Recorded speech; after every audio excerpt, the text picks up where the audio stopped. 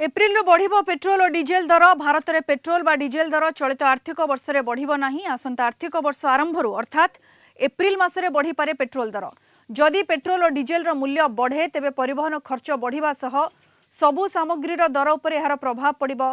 एने Utkal petroleum dealer संघर साधारण संपादक संजय लाठ आकलन करिसेंती। युद्ध परिस्थिति प्रभाव रे केवल जे खाइबा तेल बढ़ी ता नुहे चलित वर्ष घरोई रंधन गैस एलपीजी मूल्य 60 टंका बढ़ी। युद्ध पई अशोधित तेल दर मध्य देश में बढ़ुछि। एथिपाई बड़ धरणर क्षति सहउछंती तैल कंपनी और व्यवसायी। युद्ध आरंभरू $70 थिला अशोधित तेल दर वर्तमान यह बढ़ी $170 रे पहुंची।